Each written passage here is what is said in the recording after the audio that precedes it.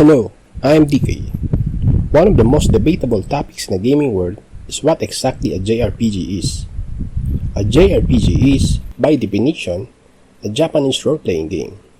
This indicates the RPG was developed in Japan or by a Japanese company. JRPGs typically feature characters and environments with a specific anime look, music, and style. There are a lot of games in this genre available on the PlayStation Store to suit different tastes, but I have compiled 15 of the best JRPGs for the PS5 here. Let me share it with you. Scarlet Nexus. This action JRPG was released by Bandai Namco, and it features accelerating combat and a sci-fi plot. Scarlet Nexus blends a sophisticated combat system with a stirring, intriguing plot and engaging characters.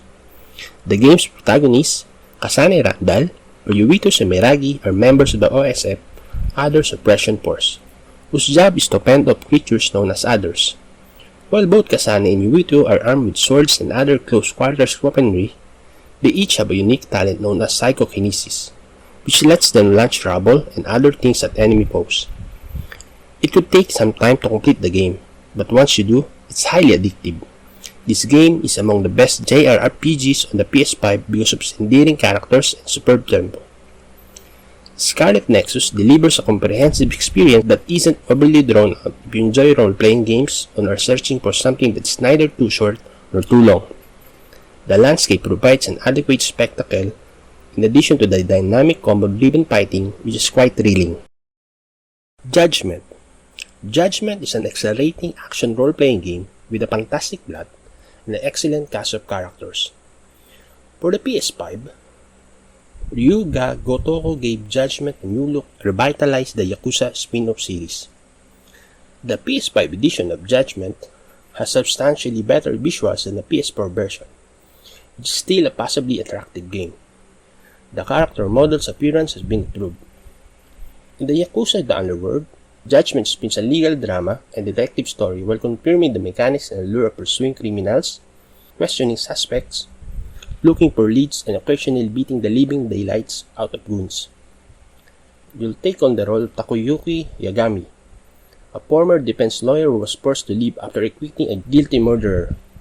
Yagami now works as a detective in Kamurocho District, looking into even the slightest cases while building relationships with Yakuza members and attorneys. Every PS5 playthrough is entirely immersing, patiently addictive, and special thrill. In the new-gen platform, the game maintains a frame rate of 60 and boosts quicker load times. Judgment is the perfect JRPG if you enjoy detective tales, legal dramas, and crime fiction. Lost Judgment. Intense JRPG Lost Judgment modifies the stealth components of Judgment while acting as a sequel to that game. Lost Judgment is the larger and more ambitious release. However, many people favor the first one's narrative. It was published by Ryuga Gotoku and Sega in 2021. The expansive Yokohama cityscape, which has been somewhat altered to facilitate the adventures of the protagonist Takayuki Yagami, serves as the setting for the game. This private investigator arrives in Yokohama to witness the founding of a new detective agency, but he promptly returns to work.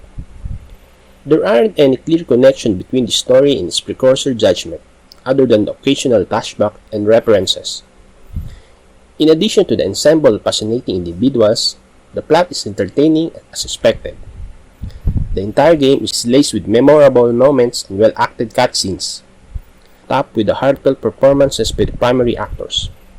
You can choose to play with the original Japanese voices or the English dub.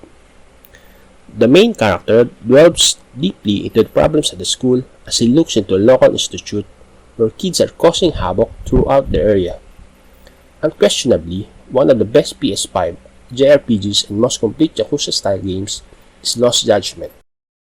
In 2021, Ryuga Gotoku and Sega released Yakuza Like a Dragon for the PS5 with improved graphics. This next generation update, which gives players the option between 30 FPS with 4K support and 60 FPS at a better resolution, makes the story of Ichiban Kasuga, a surprisingly lovable protagonist, shine brighter. Players who haven't played it are in for a real treat. Even if you completed the action RPG on the PS4, you'll still appreciate it far more the second time around. Both in the Yakuza series and classic role-playing games, Like a Dragon is a concept that ultimately new and fascinatingly unique. It skillfully combines the traditional RPG components with contemporary situations, such as addictive job systems and turn-based combat. It has a captivating plot and an abundance of minigames and alternative activities, an impressive cast of characters. In conclusion, even to those unfamiliar with the JRPG subgenre, this game gives a terrific experience and is extremely easy to recommend. It does a great job of encapsulating the goal of video games and offers nothing but pure fun. Final Fantasy VII Remake Intergrade. Whatever way you look at it, this game's initial release was a success. The Final Fantasy VII Remake Intergrade builds upon its greatness. The game received a performance boost with the release of Final Fantasy VII Remake Intergrade, enabling you to play at 60 FPS and 4K quality. Every component was recreated by Square Enix, utilizing polygonal real-time graphics. There are some key plot and character developments in the narrative. You take on the role of Cloud Stripe, a former Shinra soldier who is now a hired gun for the eco-terrorist organization Avalanche, which is out to destroy the Shinra Corporation. Exploration and battle mechanics both take place in real time. The ATB, Active Time Battle system in Final Fantasy VII Remake Intergrade can be filled up swiftly or slowly with attacks. Players can summon enormous creatures and employ their powers, and once characters have charged up through a limit break system, they can launch stronger assaults. The game has more real-time components, but the strategic components such as each character's choice of spells and weaponry remain the same. This game is the best JRPG on the PS5 because of the new photo mode, greatly enhanced loading times, and the recently released Intermission DLC. Nier Replicant. This game seems to be a groundbreaking project that tragically was overlooked when it was first released. The narrative game takes a progressive and incredibly poetic stance on accountability, spirituality, and difficult choices. Themes of family, kinship, and points of view are all significant in Nier Replicant. Its gameplay, which blends elements of bullet hell and action RPG, is fun and creative. But what sets it apart is its remarkably unique plot and expectation-defying elements. The remastered edition of this game delivers an improved product and additional materials that give you even more context for what is happening in the game. You can only play the brother version of Nier, which is a shame. It also does a good job of providing an enjoyable gaming experience. Because of this, it's simple to suggest the Nier series to any JRPG gamers. Final Fantasy XV Royal Edition. The Final Fantasy series gave us some of the most well-known JRPG characters like Cloud, Terra, and Tidus. Although Noctis may not be the most well-known character in the franchise, his game is one of the many fantastic tales there. The initial release of this game wasn't the best, but the Royal Edition has additional content and is typically of higher quality. Unlike most Final Fantasy games, this one is entirely focused on the four protagonists, who acts as your party for the duration of the game. You take on the role of the prince of a devastated country who travels with his three closest friends and serves as his bodyguard. The story of this game examines friendship and trust as well as sacrifice and grief. Despite its complex battle system and focus on action-packed moments, Final Fantasy XV is still fundamentally a classic Japanese role-playing game. There are a ton of side missions, a huge area to explore, a ton of secrets, and a highly dramatic story in this game. Tales of Arise. After some of the excitement around Tales of games, like Tales of Vesperia and Tales of Symphonia subsided, Tales of Arise provided Bandai Namco with a significant breakthrough. The amount of additional content and the new graphics engine show that it is one of the studio's high-budget releases across all genres. Two distinct worlds, Arena, an advanced world, and Dana, a medieval one, are featured in Tales of Arise. Alpen, also known as Iron Mask, the primary character, is an amnestic slave. He meets Sean and other casts as they hunt down Dana lords and put an end to their oppressive regimes as his memory slowly returns. The battle system in the Tales series is distinctive because it emphasizes combo-based action over turn-based combat or command. Tales of Arise adds a more contemporary twist to some of the best gameplay you'll find in fantasy games by including a responsive dodge roll and entirely free movement. The PS5's DualSense controller compatibility contributes to an immersive experience by allowing for a variety of controller rambos to correspond to various activities. The captivating plot is made more compelling by the memorable character moments and dramatic cutscenes, and the fighting gets more interesting as you gain power. Tales of Arise is the best option for anyone looking for an amazing contemporary adventure with all the satisfying elements of an old-school JRPG.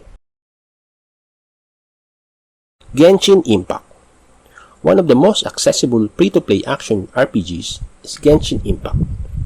This game, released in 2021 by MiHoYo for the PS5 gaming system, has an open-world, anime-style setting with a fighting system that uses character switching and elemental magic.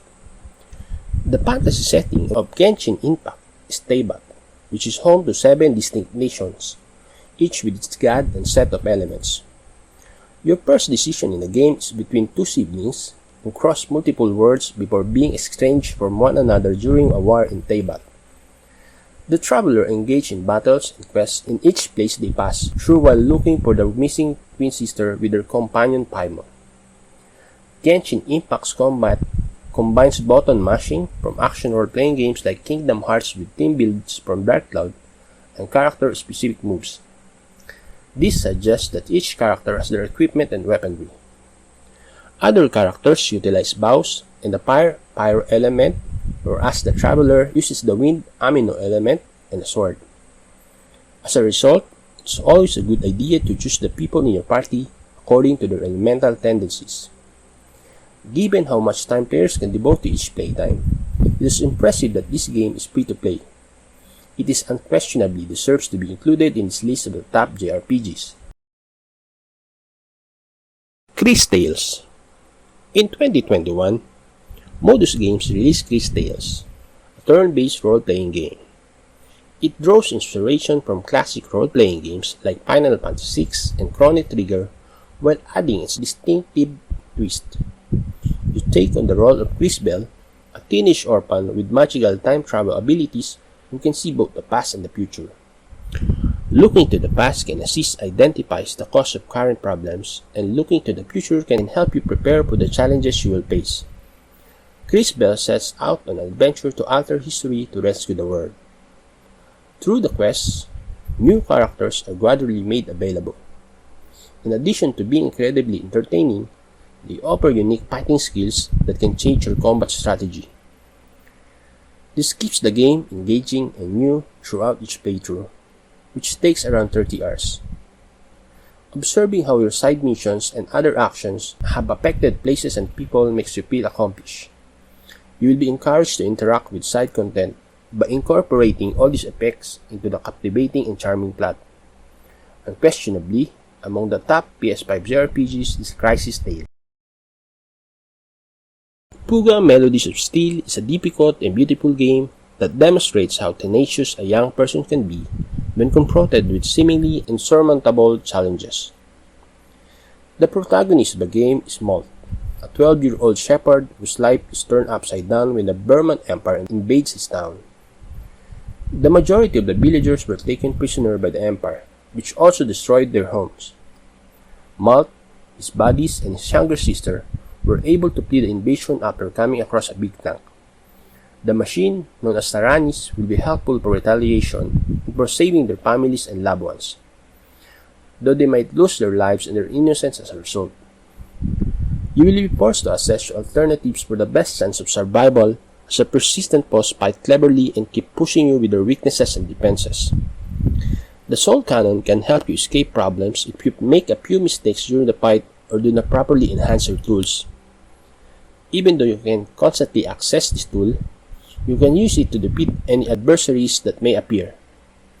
The game should be included in your library if you want a reliable, linear, intense JRPG with almost 20 hours of content in a single playthrough. open-world game Nexomon Extinction does not require you to stick with its main storyline. The plot is about a Nexomon tamer who embarks on a journey with their own Nexomon. You can explore different parts of the world and later resume the completion of tasks. Catching every one of 381 Nexomon is your job. The universe of Nexomon Extinction has plenty of features, freedom for exploration, and distinct sections that each feel and appear different. Different characters with distinctive and humorous personalities can be found in the game. Although there are few amazing twists and turns, the entire story is filled with amusing one-liners from the various characters. The game also makes references to and takes inspiration from Pokemon, particularly its turn-by-turn fighting system. Some people may be turned off by the idea of a Pokemon clone, but Nexomon is one that genuinely offers a satisfying gaming experience. If you happen to be a fan of Pokemon and are seeking a game similar to it on the PlayStation console, this game is for you.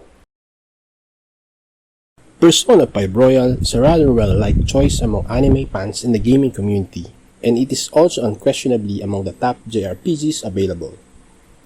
Royal is the 2019 enhanced version of Persona 5, which was published by Sega in 2017. The ideal way to play the game is on a PS5 update, which was released in October 2022. This is one of the most content-rich role-playing video games available, in terms of the genre as a whole. If you want to finish it, you'll need to dedicate close to 100 hours of your time because the plot has so much depth and complexity. In contemporary Tokyo, you take on the role of Joker, a high school student. Joker participates in conventional high school activities throughout the game and also leads a double life that includes dungeon crawling gameplay in the realm beneath the surface. There are numerous ways to launch an attack on enemies in Persona's 5 turn-based combat system, and a variety of weapons can be used to do so. Even if you played the original, playing Royal introduced fresh characters and content in addition to improved features and gameplay. Tactics Ogre Reborn. The 2010 tactical role-playing game Tactics Ogre Let Us Cling Together, which was also a PlayStation portable remake of the 1995 original, is now available as Tactics Ogre Reborn. The remaster includes updated battle mechanics, sound and music, as well as complete English and Japanese voice acting. The fictional island nation of Valeria serves as the setting for the Tactics Ogre. Following the death of its monarch, the country is torn apart by conflict, with each ethnic group vying for the vacant throne. As a member of the Wildster Resistance, you must work together to thwart oppressors. In this game, your decisions matter because they affect how characters interact with one another and how the plot develops. You can select from a range of weaponry as you advance through the battle zones and engage foes in the game's turn-based fighting system. Additionally, there is a semblance of multiplayer where you can download player-created teams, engage them in battle in a unique arena. You can choose between an overhead diagonal view and a top-down view. The AI will be in charge of these teams. Putting nostalgia aside, Tactics Ogre Reborn is one of the best JRPGs on the PS5 and has a lot of fun on it. Ys 8, Lacrimosa of Dana. This 2000 action role-playing game was initially created and released for the PlayStation Vita in Japan by Nihon Falcom. A year later, the PS4 version was released and the PS5 version followed in 2022. The single-player experience in Ys 8 expands on previous games in the series. It keeps the engrossing plot, a superb soundtrack selection from prior games, and the gameplay is competent enough to secure a spot among the top JRPGs for the PlayStation 5. The player can command many characters at once during the course of the game. As is typical of games of this type, each character has an own set of skills, so you must smartly determine which character is best suited for each task as it arises. The two main characters are Dana and Adol. While the latter is initially the enigmatic figure in Ada's dream, the former is a castaway attempting to survive and escape a cursed island. You will need to stay smart as you navigate through dense woods and other challenges as you explore the island and look for additional survivors of the ship attack that brought you there.